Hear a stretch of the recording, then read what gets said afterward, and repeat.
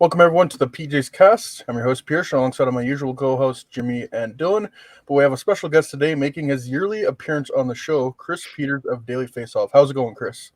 Doing well, guys. Thanks for having me. Good to be with you.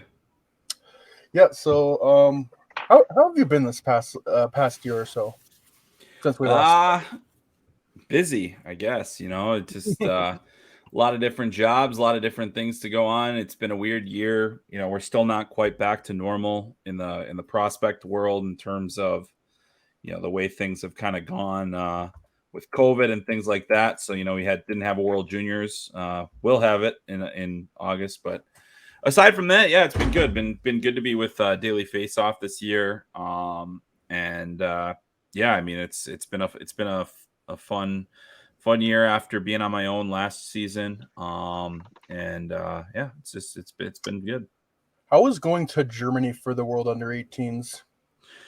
Well, it's one of my favorite events. And so it was good to be there. That was my eighth World Under 18s that I've been to. I think going back to when I used to work for USA Hockey, and so um, I think it was really important for me because I hadn't seen so many of the European players live to that point. There were a few guys that were at the World Under 18s last year, but to be able to go to Germany and I stayed in Munich, the two um, host cities were basically an hour outside of Munich in either direction. So it was fun to be able to make Munich the base of operations. So yeah, it was fun to great for work purposes, but also fun off the ice as well, just because yeah, you can't go wrong with Germany.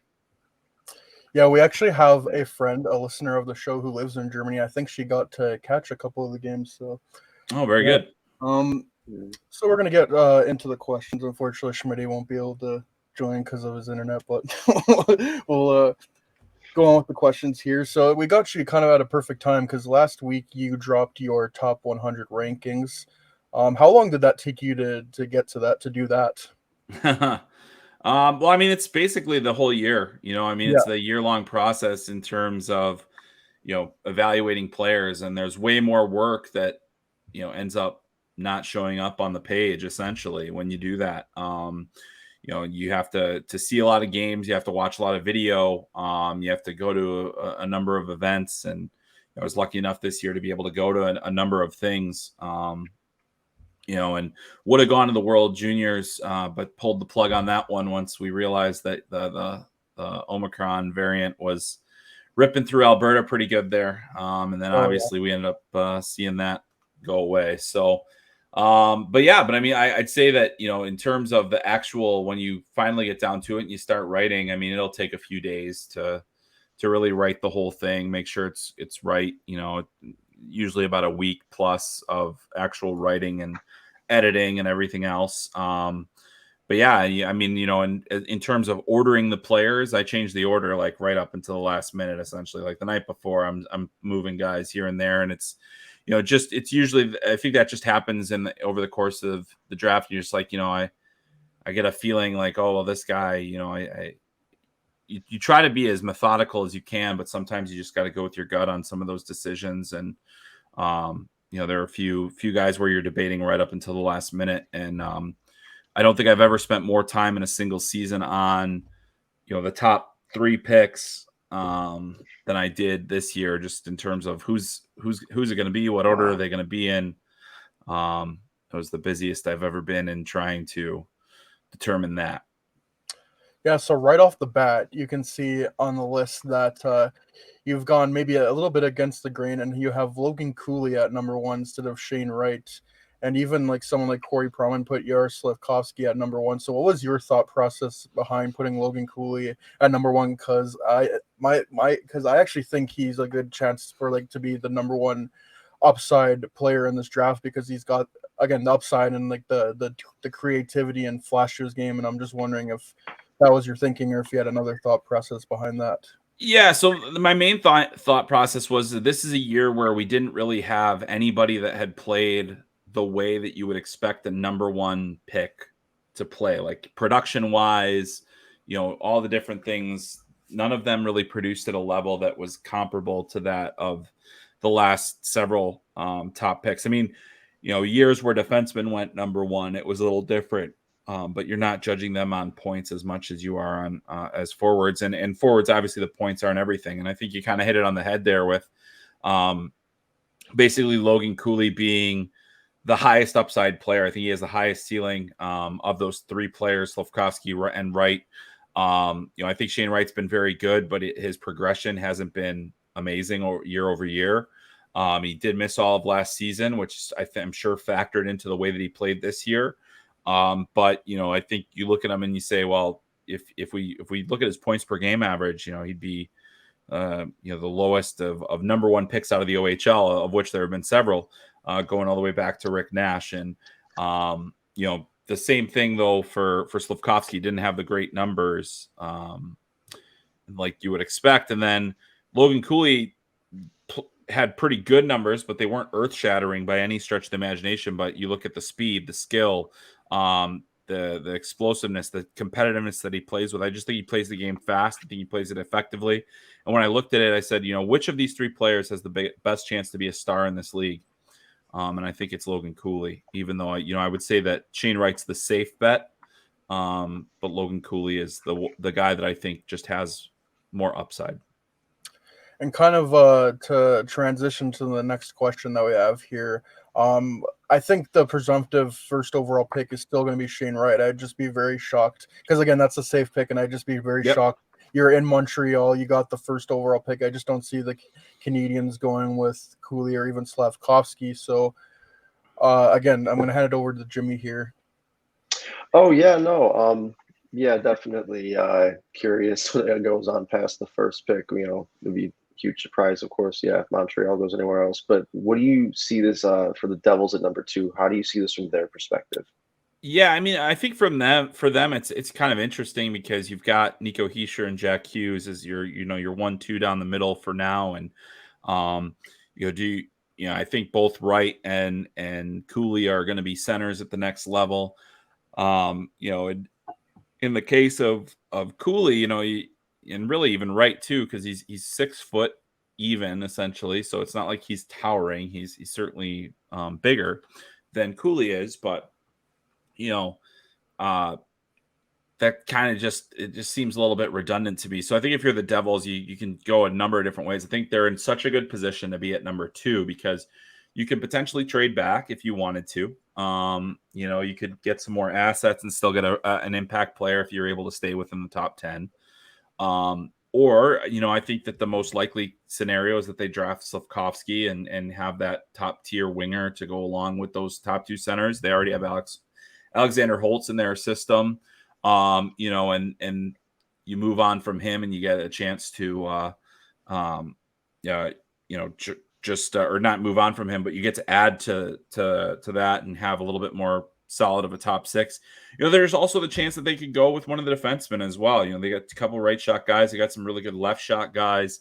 In their, Luke Hughes, left shot, really good player in their system. They took him number 4 last year. Do you go David Juracek or Simon Nemec? I still think they'll go with one of the forwards. Just for me personally, there's a gap between the 3 forwards and everybody else, and I think that's true of most teams. It wouldn't outright shock me if they decided to draft Cooley, just because of the upside that's there and the fact that he doesn't have to be a center, and Nico Hischier is not going to be there forever, probably.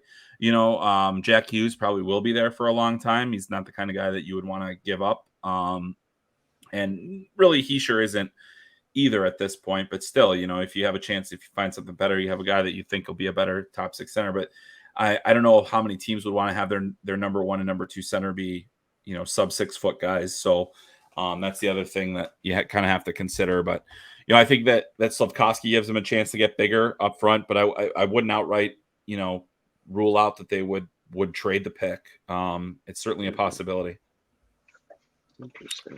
So yeah, we've kind of talked about the top end of the draft. Who are some potential sleeper picks? Because as Blackhawks fans, we don't have a first round pick this year that went to Columbus. We could go on about that forever and ever, but the truth is you can still find, of course, decent players in the second round. Like they found Alex DeBrincat back in 2016, 39th overall. Not necessarily saying you're going to get that level of talent because that's just so hard to find. But you can still find guys that are like second liners or second pairing defensemen in the future. And I wonder what are some of the prospects that kind of fit that bill.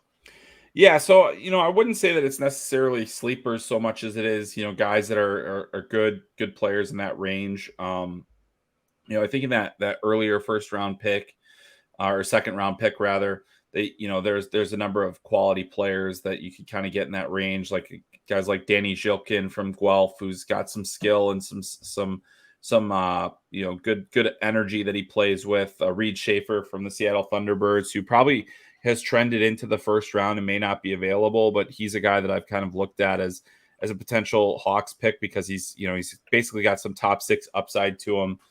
Scores a lot of goals, plays the game hard, has his stride is a little bit heavier, which I think is a concern. But that could be interesting nonetheless. If you look at some of the defensemen that could be available, you got a guy like Matthias Havelid or Seamus Casey, two really good skating defensemen that have offensive upside. I'd say Havelid is a little bit more offensively gifted and skilled than Casey is, but Casey's a really great skater. There's also Jack Hughes from Northeastern, who I think is one of those guys that's kind of flown under the radar. He's different, obviously not the Jack Hughes of the New Jersey Devils, but the thing about Jack Hughes, the 2.0 or 1.5 or whatever we're going to call him, he is really, really skilled and crafty. He's not a big guy, but he's good, big enough. He needs to get stronger, but he's a really crafty forward. And I think he's one of those guys that I think if you pick him in the second round, you still get kind of some first round upside into him. It's just that he hasn't really, these last two seasons haven't gone that well for him.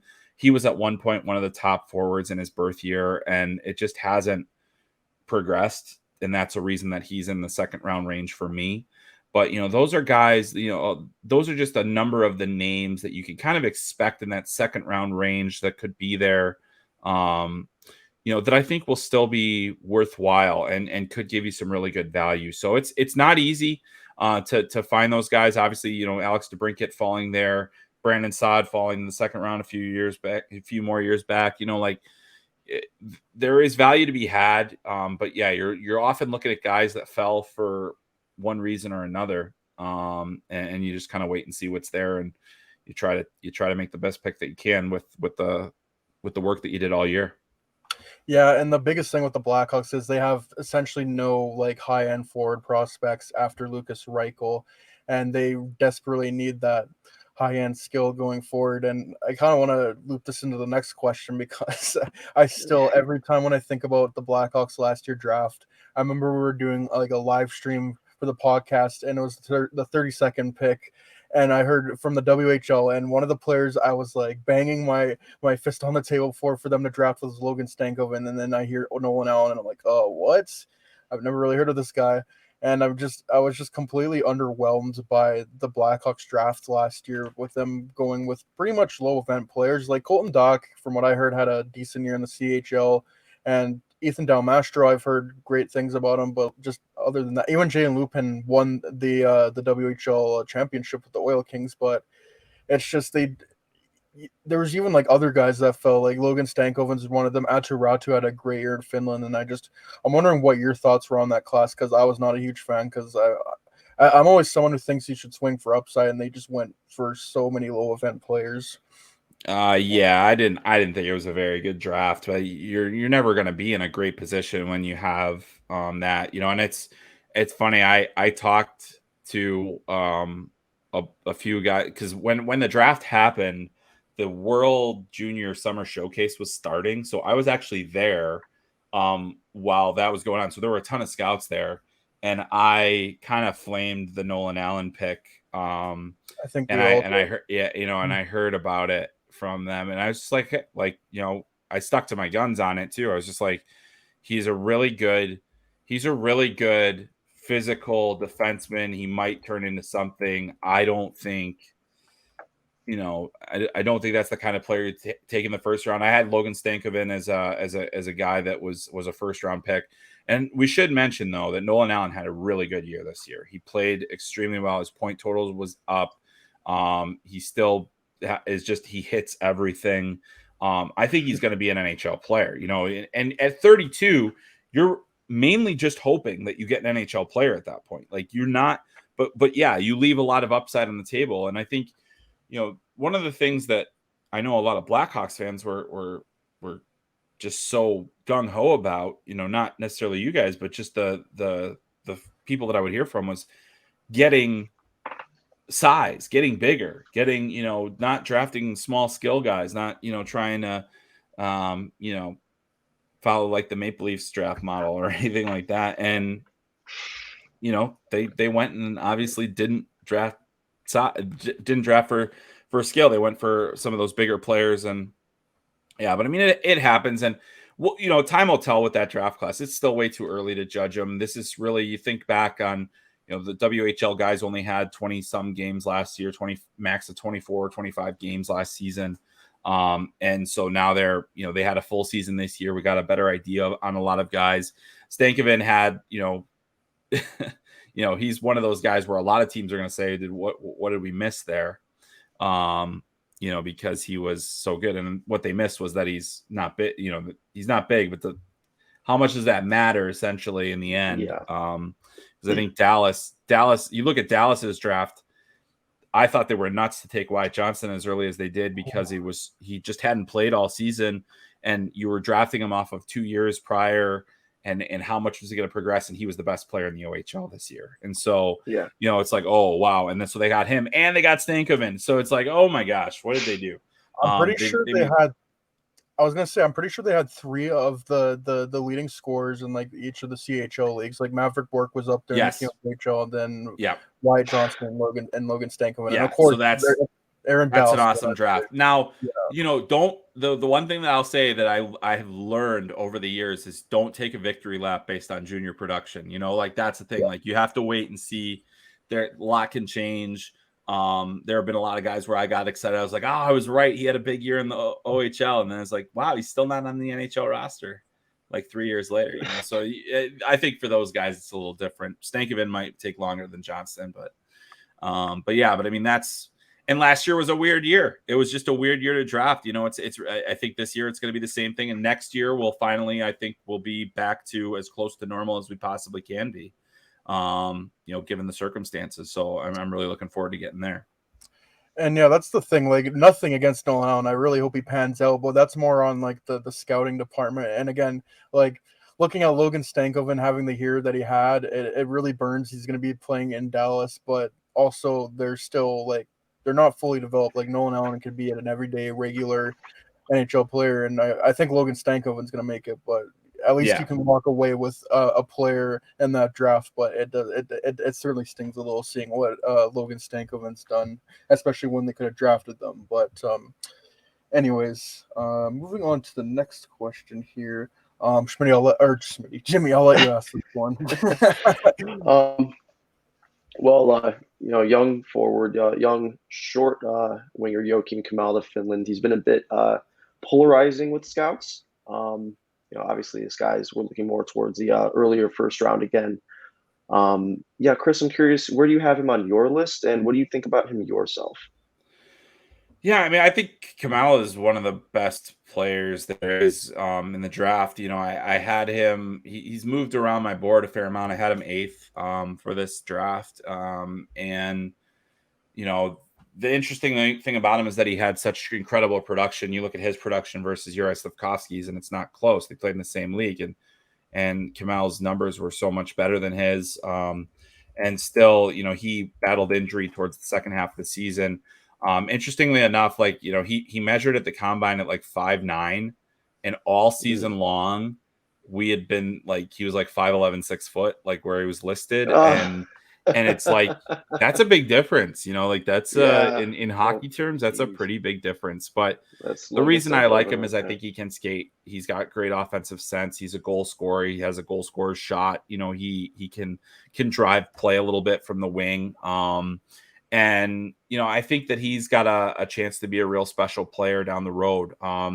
You know, I think there are a lot of games that I've watched him this year where I'm left wanting a little bit more. You know, you know that the skill is there. You see it and you just say, okay, I'd like him to be a little bit smarter here, a little bit more impactful there. But aside from that, I think, when you're looking at this draft, it's not an amazing draft. So you want to try and stockpile as much skill as you can. And he's a guy that I think could very much be in that mix to be a star from this class. 23 points in 39 Liga games this year, 15 goals. It's pretty good numbers for a young guy. And, had he played the whole season, that would have been interesting to see kind of what happened. But he kind of got derailed a little bit in the middle of the year, and then he had a really strong under 18. So, but yeah, he's definitely one of those guys that we should see go in the top 10. For sure. And kind of to that question, there isn't that huge of like a consensus from what I've seen, like a huge like consensus on Joakim Kamel, and I think this is even a bigger case for his former teammate Brad Lambert, who was probably the most divisive, polarizing prospect of the draft. And I'm wondering where you're at with him right now. Yeah, it's been tough for me with him too. I put him 25th on my board. That's probably as low as he is anywhere. And I think the problem is you look at the skill and you watch him 1 minute and you say, oh, this guy's an elite talent. There's so much there. And then you keep watching him and you just like, why isn't anything happening? Why is he not producing? Why is he not making more plays? Why is it? That's the thing that concerns me. And this has been basically 2 full years of that. He hasn't I don't think he's plateaued because he's still very young and he's got a chance to get better, but he hasn't gotten better in pro hockey. He hasn't produced at a higher level. He's on his 3rd team in 3 years, which is often a red flag because they're trying to find the best place for him to succeed, and he's getting the same results wherever he's been. That's a huge disappointment, I think. He's too old. He's a later birth date, so he's too old for the under 18 Worlds to try and boost his stock. But he moved to Lahti, which is his hometown club, and still had 4 points in 25 games. It's simply 10 points in 49 games is not going to cut it. For a guy that plays the way he does. I mean, he is the best skater in this draft. He is one of the most electrifying skill players. But not enough happens with it. And that makes me worry about competitiveness, hockey sense, just will and drive. I think those are the things that are missing. And there are a number of scouts that I talked to when I was in Germany for the World Under 18s. I'm asking Finnish scouts, what do you think? It's like 1st round skill. I don't know if I'd even draft him. Like I was like, okay, all right, well that's a bit shocking. But I think the only reason that I have him in the 1st round this year is because this class isn't that great. It's just there's just not enough players that I think were like, oh, they have this tool or that tool, or they had that production that allowed me to put him ahead of Brad Lambert. So that's what happens in the end is that you say, wow, well, if he puts it all together, this is going to look good down the road. But we don't know if he's going to put it all together because over the last couple of years, he hasn't. And in fact, he's gone backwards. So that's a big concern going forward here. Do you think he goes in day 1 of the draft, or do you think there's a chance that he could fall into the 2nd day of the draft? I think he'll go in the 1st day. There are too many teams that have multiple picks that would be willing to take a swing on that skill. And also, I think he's committed to if the team wants him to come to North America next year, he will. And that very well could mean playing in the WHL for and I think, and that may happen. Because he needs to get his confidence back. And I think if he did go play in the WHL, he'd torch it. But, at the same time, there's just so much that we've seen over this last 2 years where it's just there needs to be more. There needs to be more. Gotcha. So, Jimmy, I don't know if you have anything else to ask, or we can get into the Twitter questions here. Time for Twitter questions, I'd say. All right. So the first question is from our friend Wally here. Seeing as Kyle Davidson has said he wants to build the Blackhawks around speed and being hard to play against, who are some players in this year's draft that fit that bill? Speed and hard to play against. Well, that's the thing. There are so many incomplete guys, like guys that are just like, I'm just waiting to see more from them. I think one guy that stands out to me is Philip Bystedt from Sweden. He's big. He's fast. He's 6'4" with wheels. He can really skate. I think there's a chance he could go in the first round. I have him 44th because I think I have a few concerns about hockey sense, but if you're talking about quickness and size and all those things, I think he could be there. Another guy that kind of fits that hardness that they are looking for, Topi Rani, who is plays for Tapara's U20 team. He'll be on the pro team next year. He's a hard-nosed center, plays two-way game. He's got good skill in tight, skates well enough. I wouldn't say that the speed is necessarily his best attribute, but it's in that mix. Let's see. I think Paul Ludwinski, who plays for Kingston, who played a lot with Shane Wright this year. I wouldn't necessarily say he's hard, but he's got good quickness. He's slippery. He can get through. He's that makes him a little bit harder to play against. I think Kallio Delius, great skater, one of the best skating defensemen. I just don't think there's a ton of offensive skill there. He shows flashes of it. You're just not seeing necessarily that he's going to be like a superstar producer, but his skating and he plays hard. He's good defensively. That could be a guy that kind of fits that mold. Let's see. I'm trying to think of who else. Some other guys. Like one guy that I really like that plays a good two-way game, Adam Sikora from Slovakia. He is not big, but he's quick and he plays both ends really well. Played on the same team as Simon Nemec this year and made the Slovakian national team. So those are a number of guys that I think could very well be kind of in that mold at least. Yeah, so I'd say that's a good place to start. Gotcha. All right, so our next question here is from Vish, and he's curious who your ultimate sleeper would be, and he says he's talking fourth round and on from there. Sorry, say that one more time. Oh no, sure thing. He's curious who your sleeper would be, like ultimate sleeper past the fourth round. I think probably my ultimate sleeper past the fourth round is a guy that is a second-year draft eligible, who I think has tremendous upside and very well could make it down the road. If you don't draft him now, you'll just be trying to sign him as a college free agent later, and that's Kenny Connors, who played for the Dubuque Fighting Saints this year. He was basically their number one center. I think he's a pretty good skater. I think he plays the game real hard. He kind of fits that mold that we just talked about, where he plays a hard style. He is headed to UMass next season. UMass has obviously been very good at producing pro talent lately. He had 56 points in 61 games last season, 6'1", 190. He's a really interesting player and a guy that I think plays a two-way game and could be a driver. So that's a guy that I would look at. He did make my top 100.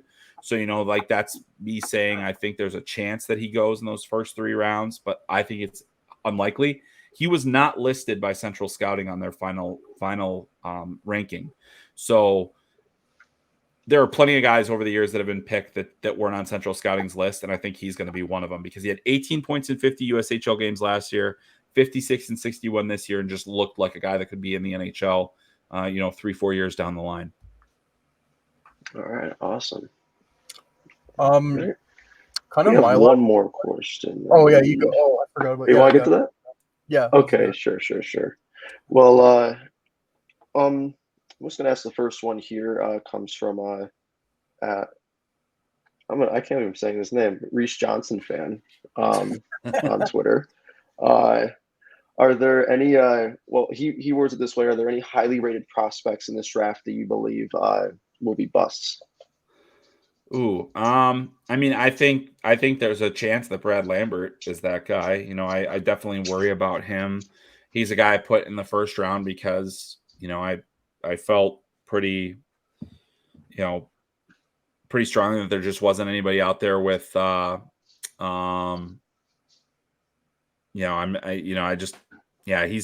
it's tough to say. But I think he's one of those guys where the skills are there. He looks like he should be a thing. And you just I don't know if he's going to be. I don't know if he has the detail. I don't know if he has the commitment. I don't know if, that's just a number of things that are there. So he's a guy that still remains very highly ranked, but for me, he's 25th, and that's more of an indication of the skill is there. But I I don't believe in the player enough to very strongly place him any higher than that. Gotcha. So I have two last questions here. Sure. The first one being, what do you think the Blackhawks should do at this draft? Because they do have 2 first-round picks in 2023. They're not going to be good next year. It's very likely they'll be drafting at least inside the top 10, and then they have the 2 first-round picks in 2024. So what would you do if you were in Kyle Davidson's shoes? Would you just draft a bunch of guys who you think are going to make the NHL and wait for that high impact next year, or do you start refilling, try to take a lot of skill with the second round picks and third round picks because there's such like a lack of it in the Blackhawks system right now? Yeah, I mean, I think you definitely you go for the highest upside you can get. You make your list and you look at the guys that'll be there, that you hope are there. And you just have to hope that your list looks, maybe you'll get a guy that is in your top 32 where you're picking. Odds are you will, just because every team builds their boards differently. The Blackhawks are under a new regime this year in scouting. Mark Kelly not running the draft for the first time in a long time. I think Mike Donaghy, the guy that is going to be running Central Scouting, the Blackhawks amateur scouting, is a really smart guy and is has his ideas, and I think there's going to be some distinct differences to how they do things. There's definitely going to be a desire to find those skilled players. I know that just from knowing Mike, he knows that he feels very strongly that there's going to be players in that second round that they're going to be able to make an impact. Find some impact prospects even in this draft where it's not as great, because you might have some guys where beauty is in the eye of the beholder and you just like them way better than everybody else. You might be right. You might be wrong too. That's the way it goes. But yeah, so I mean, I would focus on making the picks, not doing anything too fancy with trading up, trading down, anything like that. Like, I don't think it's this year. Just don't think the value is worth trading up. You can still find guys in that second round range that are probably, as good or close to the guys that you find 25 on in the draft, from higher up in the draft. So, it just, make the best picks that you can based on the picks that you do have and go from there.